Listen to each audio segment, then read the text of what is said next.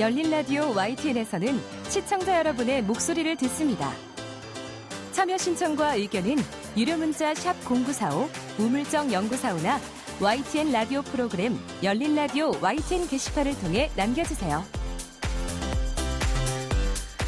네, 팩트체크 전문 미디어죠. 뉴스톱의 송영은 팩트체커와 함께하는 팩트체크 코너입니다. 전화 연결돼 있는데요. 송 기자님 안녕하세요. 송 기자님. 네, 안녕하세요. 예, 안녕하세요. 네. 자, 요즘에 이남자라는 말을 뉴스에서 많이 봅니다. 네. 네, 저 남자, 그 남자, 이 남자 그게 아니고 20대 남성을 일컫는 말이던데. 네. 네, 지난 재보선 결과 여당이 참패한 원인을 두고 이 남자가 돌아섰기 때문이다. 이런 분석이 나옵니다. 네, 이번 재보선에서요. 20대 남성 유권자의 72.5% 높은 수치인데요. 이 수치가 국민의힘 오세훈 후보를 지지했다고 나타났습니다.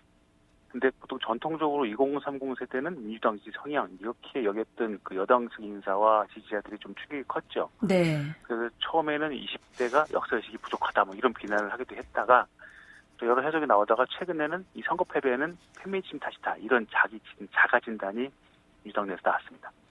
민주당 내에서 이번에 선거를 진 것은 페미니즘 때문이다.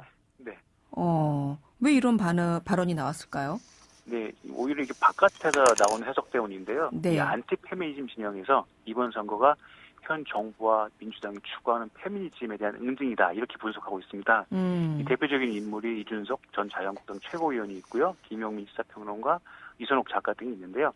최근에는 이제 일부 민주당 정치인까지 여기에 동의하고 있습니다. 그러면서 이들은 현 정부의 페미니즘 정책이 애초에 잘못된 방향이었다거나 실패했다고 진단하고 있습니다. 그러면 그간 20대 남성들이 민주당을 지지해왔다라는 전제가 있어야 네. 이게 가능할 텐데 그게 맞습니까? 네, 그래서 실제로 그런지 그 2017년 5월 대선 때부터 쭉 그 여론조사를 좀 살펴봤습니다. 네. 이번 보궐선거까지 많은 그 뭐 여론조사, 출구조사, 선거조사가 있었는데요. 결론부터 말씀드리면 20대 남성은 원래 민주당을 지지한 것은 아닙니다. 이게 2017년 대선 즈음 당시 20대 남성과 당시 5060 세대는 문재인 정부에 대한 지지가 처음부터 애초에 낮은 수준이었습니다. 20대 남성이 민주당을 지지했다가 이번에 돌아선 게 아니라 네네. 민주당에 대한 20대 남성의 지지가 전통적으로 높지 않았다는 거군요. 네네. 의외인데요. 네, 2017년 당시 대선 당시 데이터가 그랬고요. 네. 또 이쪽 조사를 쭉 보니까 이 30, 40 세대나 20대 여성에 비해서 민주당 지지율이 상대적으로 낮았다는 건데요. 네. 특히 이번 서울시장 재보궐선거의 그 방송사 출구조사 결과 20대 남성의 민주당 박영선 후보 지지율은 22.2%였는데 이 전체 성별 연령대 모든 걸 통틀어서 낮았습니다. 심지어 보통 현재 정부 여당을 지지하지 않는 것으로 많이 인식되고 있는 60대 이상 남성보다도 낮았는데요. 네. 그래서 많은 언론과 정치인들이 20대 남성에 주목하는 이유가 여기 있는데 이는 좀 착시 효과라고 볼 수 있습니다. 착시 효과다? 네. 이 숫자 데이터를 보면 네. 2017년 대선과 이번 보궐선거를 비교하면 민주당 지지가 가장 많이 빠진 연령층은 30대입니다. 30대 남성이 가장 많이 돌아섰고요. 그 다음에 네. 30대 여성입니다. 이들이 정부에 대한 지지를 거둔 가장 비율이 높았고요. 반면에 5060 남성의 경우에는 오히려 2017년 대선과 비교해서 민주당 후보 지지율이 조금 높아졌습니다. 예, 이 원인을 좀 보니까 2020년 작년 4월 총선도 그렇고 이번도 사실 코로나 선거 영향이 코로나19 확산에 대한 영향이 되게 큰 선거였는데요. 그랬죠. 이 지난해 같은 경우에는 이제 정부가 초기 대응은 어려움을 겪었지만 선거의 즈음에서 확진자 수가 크게 줄었고 또 3월 30일경에 이제 전국민 대상 긴급 재난지원금이 있었죠. 네. 이러다 보니까 아무래도 정부에 대한 호감이 높아갈 수밖에 없는 상황이었고요. 그리고 또 이런 반기에 가장 민감한 연령대가 5060 세대이기 때문에 당시에는 민주당 지지가 많이 늘어났습니다. 그러니까 실제로 네. 네. 그리고 이번에는 이제 백신 이슈가 있었죠. 네. 현재 백신에 대한 대처는 좋은 점수를 줄 수 없기 때문에 또 거꾸로 이번에 코로나19 영향을 준 거는 좀 부정적인 영향을 줬다고 볼 수 있죠. 그렇군요. 네.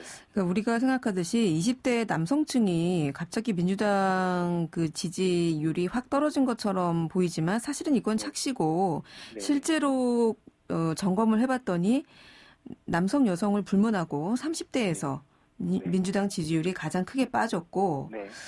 그렇기 때문에 앞서 말씀하신 것처럼 20대 남성 지지율에서 패인을 찾는 것은 이건 좀 아닌 것 같다 이런 말씀이시네요. 네. 좀 원인을 잘못 잡은 것 같은데요. 네. 이번 선거 결과를 정리하면 20대 남성뿐 아니고 모든 연령대에서 고르게 여성에 대한 지지율이 빠졌습니다. 근데 한 가지 특징은 20대 남성의 특징은 이슈에 따라서 지지율이 좀 등락이 심한 편입니다. 이런 걸 전형적인 스윙 보터라고 볼 수 있는데요. 네. 뭐 흔히들 부동층이라고 말을 많이 하죠.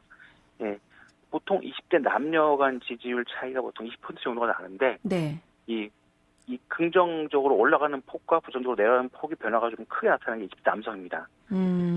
또 이와는 반대로 20대 여성들은 좀 고르게 변화폭이 크지 않습니다. 그렇다면 이게 정부 여당에 대한 고정적 지지가 좀 높다는 해석도 가능한 거죠. 20대 여성들은 정부 여당에 대한 고정적인 지지를 보내고 있는데 네네.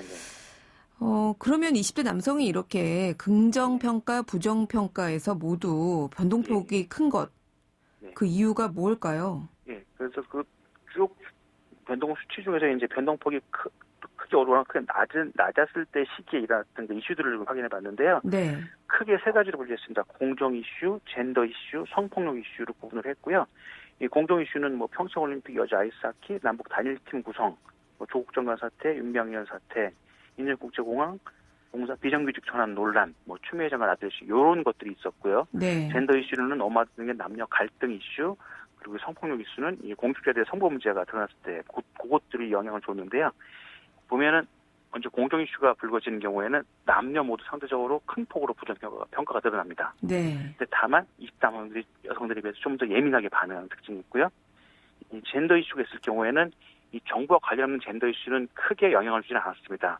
근데 이 젠더 이슈가 여성 관련 정책 등 정부에서 시작된 거라면은 이 남성들의 부정평가가 좀 영향을 받습니다. 네. 그리고 이제 성폭력 이슈가 있을 경우에는 이 민주당 지자체장의 성폭력, 뭐 성추행 이런 사건이 불거졌어도 20대 남녀에게 바로 영향을 주지는 않았습니다. 근데 이제 이런 것들이 쭉 쌓이고 2차 가해 논란이 또 커지면서 이 전체적으로 정권에 대한 비호감도가 높아졌다고는 볼 수 있습니다. 네. 결론적으로 보면 20대가 정부 여당에 대한 부정평가를 한 데에 가장 큰 영향을 준 것은 사실은 페미니즘이나 이런 젠더 이슈가 아니라 공정 이슈였네요. 네, 그렇게 볼 수 있습니다. 그리고 특히 20대 남성이 이런 공정 이슈에 가장 민감하게 반응한 것으로 나타났습니다. 근데 한 가지 또 좀 재밌는 건 20대 남성은 이 페미니즘 이슈도 그 별도의 그 남녀 간의 갈등을 보는 게 아니고 공정 프레임을 보고 있습니다.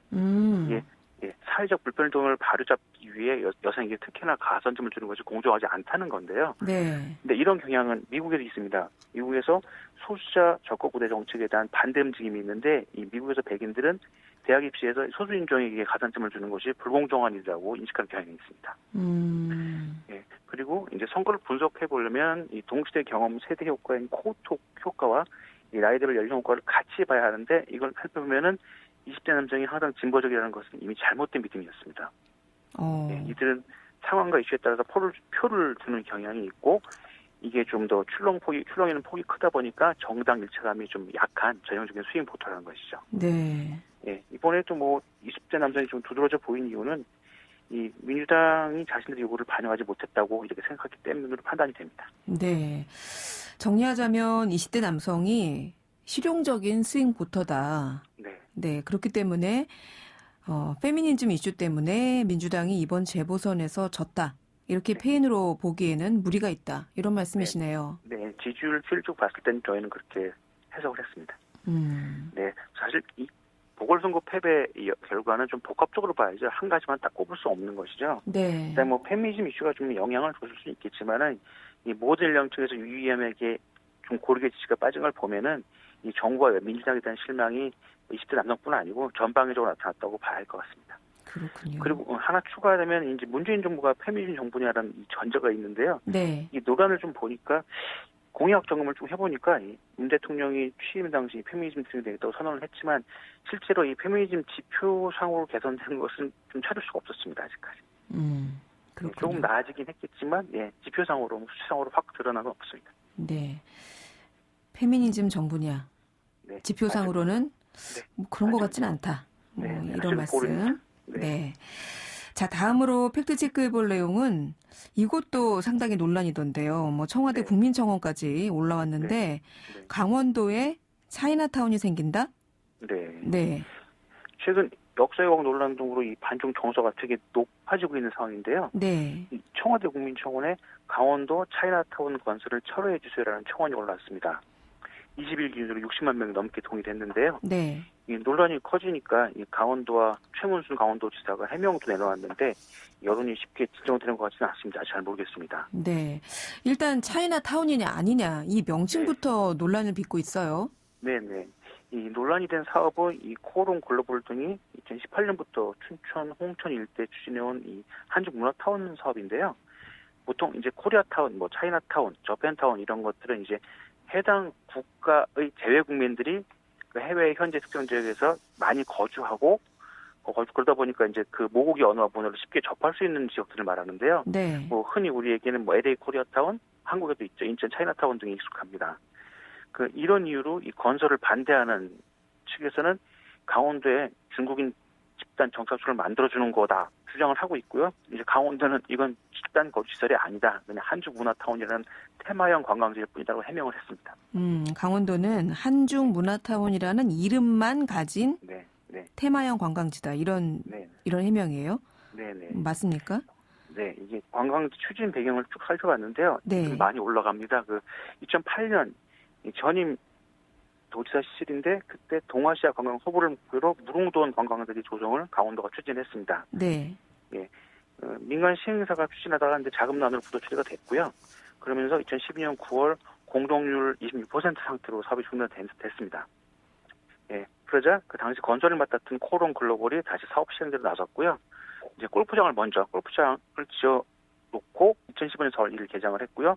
이 과정에서 이름이 무릉도원 관광단지에서 라비에벨 관광단지로 바뀌었습니다. 네. 그리고 이제 추가 건설을 하기 위해서 해외 자본을 유치하는 과정에서 이 홍콩의 투자 전문 회사인 지메이그룹이 참여했고요. 그러면서 관광단지 내 중국 복합문화 타운 조성이 추진됐습니다.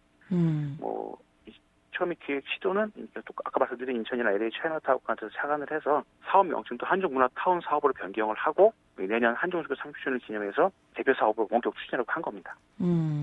그 여기서부터 이제 이게 차이나타운이냐 이런 논란이 네네. 이제 시작된 건데 네. 말씀을 들어보면 차이나타운의 컨셉을 좀 감안했지만 네네. 사실은 테마형 관광지다라는 얘긴데 네네. 이 지금 또 한 가지 논란이 되고 있는 게 그 유적지 선사 유적지를 없애고 그 자리에다가 이 차이나타운을 만든다는 거예요. 네네. 네.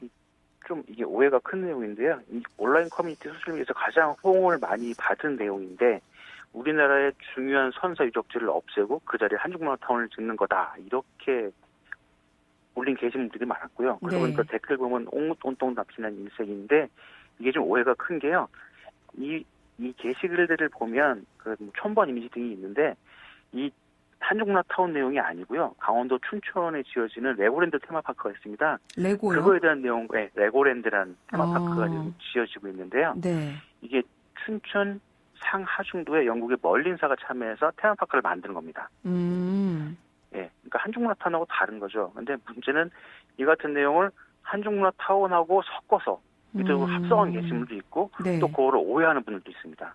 이 레고랜드에는 영국 자본이 들어온 거고요. 이 중국 문화나 중국 자본과는 상관이 없습니다. 근데 어떤 게시물 같은 경우는 한중문화타운 뉴스 기사 제목에다가 밑에 이미지는 레고랜드 반대 인터뷰를 실어가지고 헷갈리게 만든 거죠. 그래서 댓글도 막 잘못 알고 댓글도 많이 달렸고요. 네. 예, 그래서 중도 선사 유적지를 없애고 거기서 한중문화타운을 짓는다. 이거는 허위 정보거나 고의로 만든 가짜 뉴스입니다. 그렇군요. 네.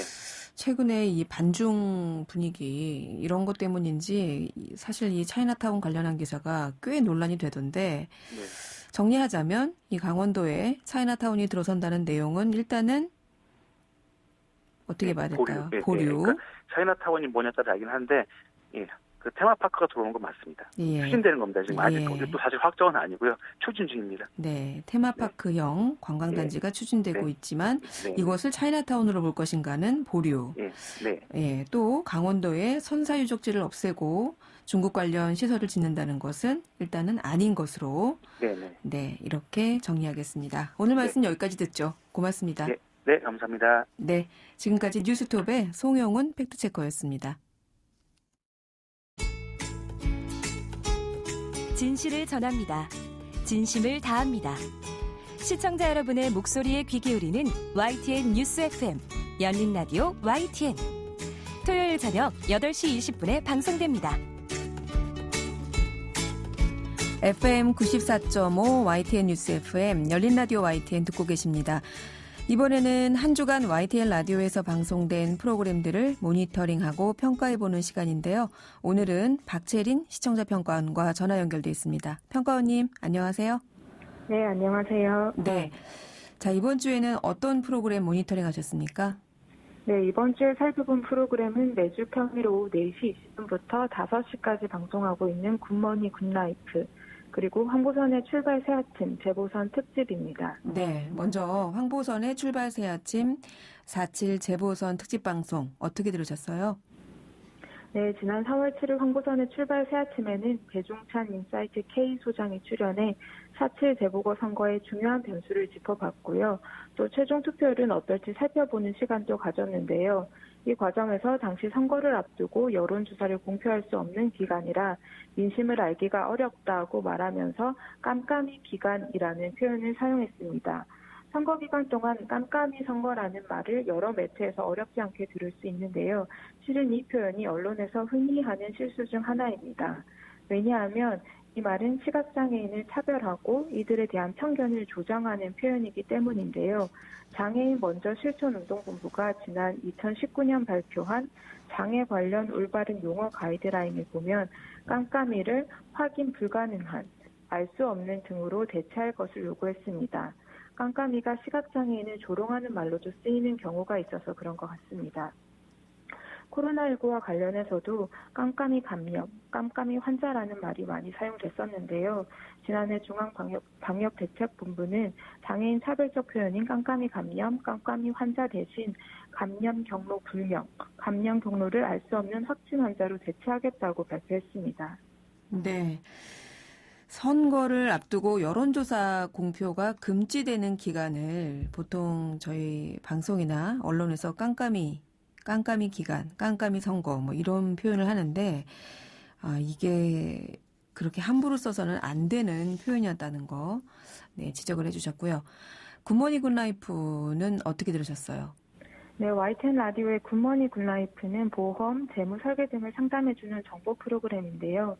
복잡한 약관도 사례를 들어 쉽게 알려주고 있어 유용한 프로그램입니다. 최근에는 지난 3월 25일부터 시행되는 된 금융소비자보호법 개정안에 맞춰서 시의성 있게 관련 내용을 총 2차례 걸쳐 설명을 해줬는데요. 관련 분야의 다양한 전문가들이 출연하기 때문에 가능했던 구성인 것 같아 이 부분은 긍정적으로 봅니다. 다만 보험 전문가가 보험 관련 설명을 할 때 간혹 의료 분야까지 풀어서 말을 하실 때가 있는데요. 지난 4월 16일 방송에서는 의학 관련 전문가가 해야 할 것 같은 부분까지 설명하는 경우가 있어서 조금 신중해야 하지 않나 하는 생각이 들었습니다. 보험 전문가가 골다공증이 있는 분들은 특히나 골절 관련 보험이 중요하다고 설명을 하면서 골다공증의 다양한 원인에 대해 살폈습니다. 여성의 경우 성호르몬 때문인 경우가 많고 약물이나 질병, 과도한 음주나 흡연 등과도 관련이 있다고 했습니다. 그러면서 폐경기 전후 여성, 직장인, 고령자 모두에게 필요한 보험이라고 했는데요. 이런 설명이라면 사실 모두가 골절 보험을 들어야 하는 게 아닌가 하는 생각이 들었습니다. 또 동시에 병의 원인 등에 대해 설명한 부분이 믿을만한가, 병의 원인에 대한 부분은 관련 전문가가 아니라면 최대한 언급을 자제하는 게 좋지 않을까 하는 생각이 들었습니다. 네, 보험 설명을 할 때 의료 전문 영역까지 포괄하면서 정보의 신뢰도에 의아함을 줄 수 있었다. 이런 지적이셨네요. 또 다른 부분은 어땠습니까? 네, 제가 모니터링했던 2주 동안 금융소비자보호법 개정안을 설명한 부분을 제외하고는 거의 모든 내용이 보험 관련 이야기였습니다. 재무 설계에는 보험 말고도 다양한 정보들이 있을 텐데 보험에만 너무 한정하고 있는 것 같아 아쉬웠습니다. 예전에는 소비 습관 등에 대해서도 이야기를 했었는데 최근 다양성이 조금 부족해진 듯 했습니다. 네. 내용 다양성에 대해서도 신경을 써달라 이런 주문이셨습니다. 자, 마지막으로 또 지적하실 내용 있으실까요? 네, 라디오 프로그램의 경우에는 차량 등에서 생방송으로 듣거나 스마트폰, 유튜브 등을 통해서 지난 방송을 찾아보시는 분들도 많은데요. YTN 라디오 어플리케이션을 보니 굿모닝 굿라이프 4월 9일자 방송이 10분 정도만 올라와 있었습니다. 이런 정보성 프로그램의 경우 여유가 있을 때 다시 듣기를 활용하는 청취자들도 많을 것 같은데요. 다시 듣기 서비스에도 신경을 쓸 필요가 있을 것 같습니다. 네, 알겠습니다. 오늘은 굿모닝 굿라이프 그리고 황보선의 출발새 아침에 대한 4.7 재보선 특집 방송 관련 시청자 평가원의 의견 들었습니다. 오늘 말씀 잘 들었습니다. 네, 감사합니다. 네, 지금까지 박채린 시청자 평가원이었습니다.